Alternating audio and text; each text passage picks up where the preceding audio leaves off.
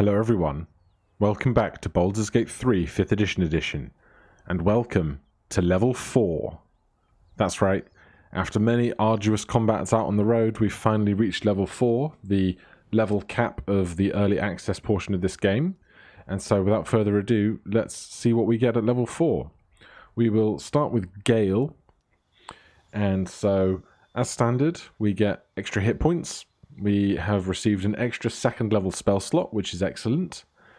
Gale gets an extra cantrip at level 4. The cantrip we're going to take is Shocking Grasp. The reason for this is that he currently has 2 ranged spell attack cantrips in Firebolt and the cold-based ranged attack whose name I forget. And these are good, but unfortunately, if a creature is too close to Gale and he wants to cast one of those spells, he would be at disadvantage because you can't make a ranged attack against a creature that is so close to you effectively. And so instead, we can take Shocking Grasp because this is a melee spell attack, so we would not have disadvantage when attacking a creature very close to us. This is also far better than using our quarterstaff to attack something because Gale has a -1 strength modifier, and so trying to hit with that is not going to do very well. Shocking Grasp also has the benefit that a creature cannot take reactions if it takes damage from this spell, so Gale may well be able to attack with Shocking Grasp, and if that attack holds, we can then retreat without taking an attack of opportunity. So we'll take that for our cantrip. We get to learn 2 spells that can be put into our spellbook. They can be any of these. We already have Flaming Sphere because we learnt that from a spell scroll previously. And I was thinking about taking... where is it? Detect Thoughts. But I'm fairly certain we started with a scroll of Detect Thoughts that we've not used. And so rather than using that and learning that now, I will learn the spell scroll and add this to our spellbook later. So for now, I think I'm going to take Invisibility, so we can turn other creatures or ourselves invisible, and that will be good for sneaking around and such later. And then one other spell to take, I think Dark Vision might be one to take for Gale, because I think as we progress further, I'm expecting more stuff to happen in dungeons and in secret places, and he has disadvantage on any attack roll of a creature he can't see. And with the rest of the party having dark vision, that becomes a big detriment to a human. And so we'll take that and see how we go. We can change our currently prepared spells. I think we'll not prepare Featherfall for the remainder of the day, but I think let's take Thunderwave for now. Pushing stuff off some cliffs, perhaps. We are out in the wilderness. And then the bread and butter of level 4, the ability score improvement or feat. And so the ability score improvement lets you change some of your core stats, so strength, dex, and so on. Or you can take any of these feats that are available to you. Things like moderately armored are unavailable to Gale because he does not have proficiency with light armor, and that's a prerequisite for this skill. But we can take things like tough, where we gain 2 HP for each level. So for a 4th level character, that would be 8 extra HP. Or we can take something like defensive duelist, where you can use your reaction to increase your armor class when you're attacked, possibly causing an attack to miss. And while many of these, they're not all created equal, but some of them are very good. Ability score improvement is just too good to pass up on for almost all of our characters at this time. So for Gale, who is a human wizard, intelligence is his main spellcasting stat. So if we pop that up by 2, you'll see his intelligence has gone up to 18 here. And that's going to do several things for us. His spell attack roll is going to increase. His spell attack or spell save DC is going to increase. So, for example, with Burning Hands, when this attack lands on a creature, they have to make a dexterity saving throw, and with our spell save DC increased by 1, they have to roll 1 higher in order to succeed on that saving throw. Our intelligence skills will increase by 1, so that's things like Arcana, Nature, Religion. Those skills, if we have to make a roll, will have an extra +1 modifier. And our own intelligence saving throw will increase by 1. And intelligence saving throws don't come up too often, but it's valuable to have. So those are our spells, our cantrips, our prepared stuff, and +2 intelligence for Gale, so we can accept that. And next we're going to talk about Astarian. So, Astarian is a rogue who has taken the Arcane Trickster subclass, and so we get our extra HP as everybody does. We also get an extra first level spell slot.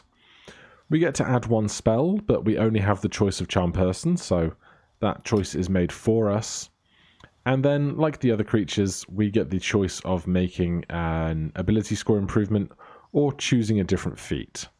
And while perhaps something like Dual Wielder would be good, because we can use 2 weapon fighting even if the weapons aren't light and we get +1 to our armor class, again, the ability score improvement is just too good. Right now, if you look to the left on our core stats, you'll see that his main stat is Dexterity, and our our Intelligence is currently 13. And when you change an odd number to an even number when counting up in stats, that's when you get the benefit of a +1. So 17 Dex is a +3, 18 Dex is a +4, 13 Intelligence is a +1, 14 Intelligence is a +2. And for Astarian, that means we can take one of our 2 ability score improvements and put it into Dexterity, and another one into Intelligence, because Intelligence is his spellcasting modifier as an Arcane Trickster. And so for Astarian, this is going to mean a lot for us. It's going to mean that our armor class increases by 1, because that's based on the Dexterity stat. Also, our attack rolls with weapons will increase by 1, and our Dexterity saving throw will increase by 1. Our initiative rolls will also increase by 1, because that's related to the Dexterity stat. And then increasing our Intelligence, we'll see that our spell attack rolls, spell save DCs, intelligence skills, and intelligence saving throws all increase by 1 as well.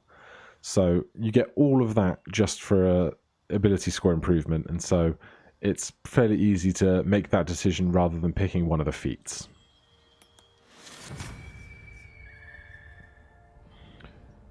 Then for Shadowheart and Andrew, both are wisdom spellcasters, and so we could pick a feat for one of them, but increasing their wisdom is going to do the same thing for both, really. They're going to get increase in their spell attack modifier, increase in their spell save DC, increase in their wisdom skills, increase in their passive perception. I think on our next long rest we may well be able to increase our number of prepared spells. If we go into Andrew here, we currently have 7 prepared spells, which would be our spellcasting modifier of +3 and our level of 4. But for some reason, if we increase this to, increase that to 18 here, it doesn't change our number of prepared spells to 8. But I think we might get that on our next long rest. But we also get +1 to our wisdom saving throws, +1 to our spellcasting modifier. So not only do our attack rolls increase and our spell save DC increases, when we cast something like Healing Word, we do XDX +4 as opposed to +3, which means our healing spells are going to be more effective for both Andrew and Shadowheart. So if we pick for Andrew specifically, he's a level 4 druid now. His health increases to 39. This is still bolstered by his druid race, so that's +1 on each level. We gain that extra 2nd level spell slot. We get to prepare our spells once again. We don't learn any new spells specifically because we are a prepared caster. We just get to re-prepare our choice. I'm going to drop Enhance Ability for now, and also Heat Metal. We're doing a lot of good work with Moonbeam, and Flaming Sphere may come into play later. But I am going to pick up, again, I think, Goodberry and Misty Step. There's been a few occasions where we've not been able to get to where we want to be of late, and so I'd like to see if we can't maybe utilize that rather than having to use our wild shapes. Speaking of wild shapes, we get a new one. We can become a deep, I'm going to go with Wrath, and so this is a creature that has 23 hit points and can cast Dancing Lights as a cantrip and charge its enemies, which will be interesting. Speaking of cantrips, we also get to pick one of these. If you'll recall, when we reached level 2 or level 3, I accidentally picked the wrong cantrip because I didn't make any adjustments to it at all.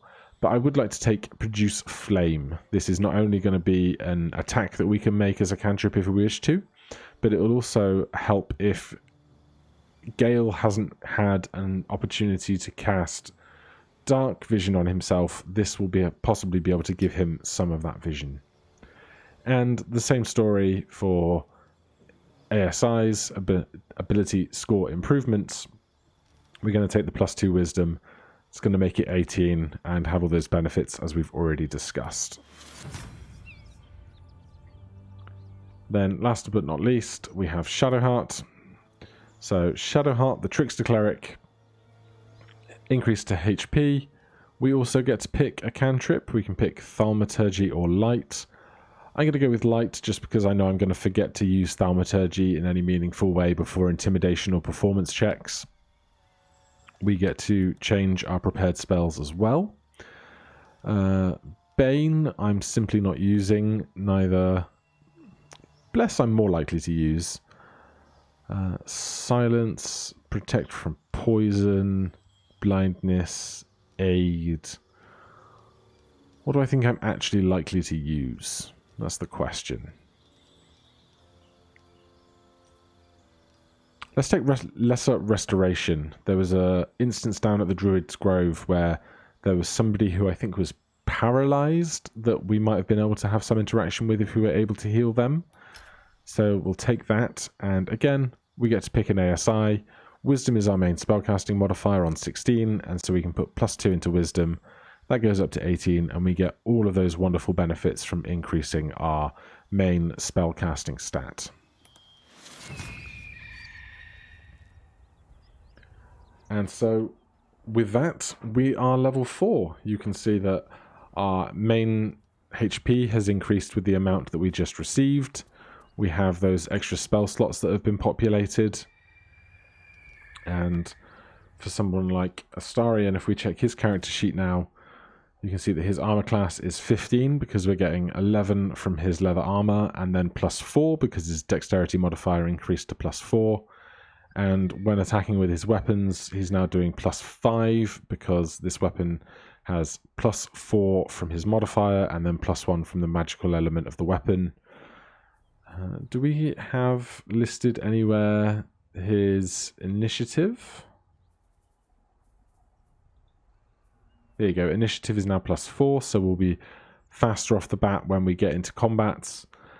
And then everything else that has come along with those levels. Right.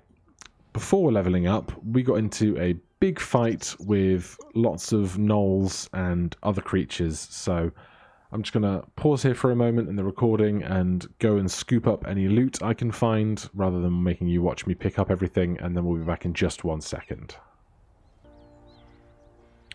Okay, we had Andrew go through and pick up what he could find. There was some food, various letters, 2 potions of poison, some notes about a shipment, and some jewellery in gold. But what I would like to do now is there are several people who have fallen victim to the assault that happened on this caravan down here.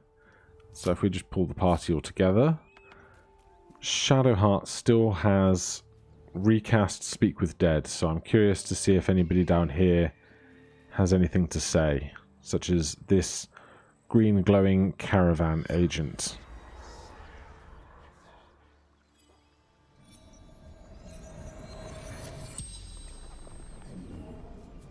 The corpse regards you lifelessly. What happened here? Nose. Tearing. Biting. Yeah, we got a bit of a dose of that. What were you carrying in the wagons? Wizard's shipment. Chest. Intriguing. What happened to the chest? Rugen protected it. Took it north. And who is Rugen? Lucky son of And where were you going? Tavern. Hideout. Secret. Is that the place we just raided for all of their supplies? You can ask no more questions.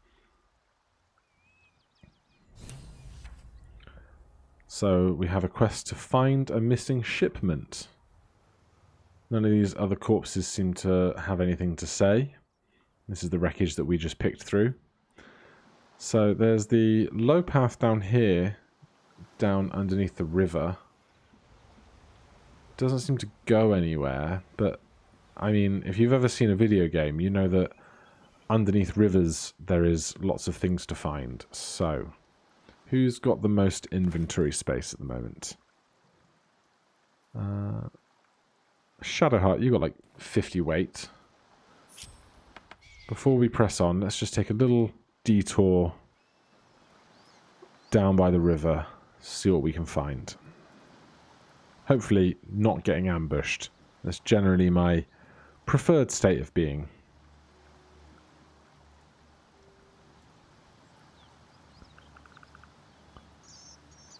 Anything of interest down here? A teddy bear and a bucket and an iron pan. Is this like a legendary weapon hiding in secret? Can we equip an iron pan? No. That is our answer. We cannot. God, how far along here do we go? Okay, this just takes us back to the main road. So we'll head down the opposite direction underneath this bridge and see if anyone's stashed a load of surprise. A bunch of supplies down there. There's a crate there.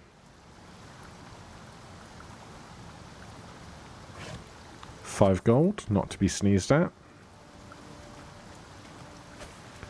More of these strange herbs and flowers that are around these northern parts for collecting. That's curious. This curious. Flat rock. We are not strong enough. And some bones, some corpses. Potion of speed, a longbow, a peridot ring, a harper and a druid, judging by themselves. Scale mail armor, a longsword, and some more gold. And I presume nothing else this far down the river. Seems to just go down a waterfall and out of reach. So, with Shadowheart lacking the strength, we could bring Andrew down here and have him wild shape. That would be one way to get through. We could burn a potion of hill giant strength as well, but that seems like a very excessive use of such a rare resource, whereas wild shape can refresh very easily. Is there anything else we'd like to do on a short rest before taking it? These guys will heal up to almost max, I'm sure. Andrew could do with the extra healing and does not have any uses of wild shape left, so they'll replenish on a short rest. Shadowheart's generally in good shape, but there's no point in just trying to get her hurt in order to wait to take a short rest anyway. So we'll have Andrew come down here, wherever those vines were.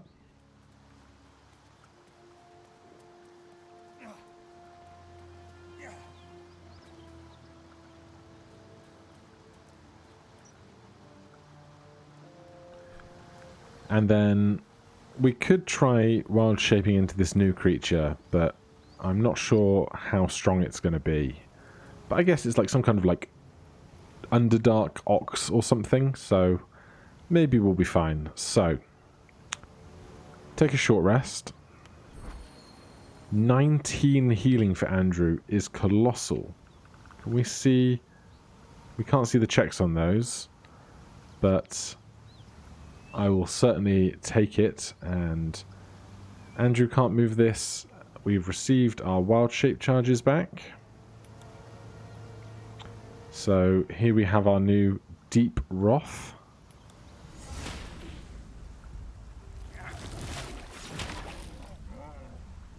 That is quite the picture, isn't it? Those glowing eyes and giant horns. We can cast Dancing Light. And we can charge. 1d6 plus 0 piercing. Charge forward, attacking all hostile creatures in your way. Deals 1d6 piercing damage, potentially knocking them prone. And we have a standard gore attack for 3d4. How strong are you, sir? Strength 18. That's probably enough to move this rock. And then Shadowheart, you still have opposable thumbs. What is this? A bloodstone. What is a bloodstone? Anyone can squeeze blood from a stone if the edges are sharp enough. So it's just a stone worth 75 gold, it seems. I'm not mad about it, but I would have liked something a little more interesting. Regardless, we have reached level 4. We've done a little bit of light looting after that past combat. And we have seen this wonderful new shape that Andrew can turn himself. Let's watch him climb these knotted roots in this shape. Good work. And we will call that an episode there, with the party regrouped. Shadowheart coming up behind. I will do some minor inventory management to make sure that everybody has what they need. And then we'll carry on next time. Thank you ever so much for watching. If you're enjoying the content, please do consider subscribing or pressing that like button. Or if you have any questions, put them down in the comments below and I will endeavour to answer them as best I can. Thank you ever so much for watching. I'll see you in the next one. Cheers.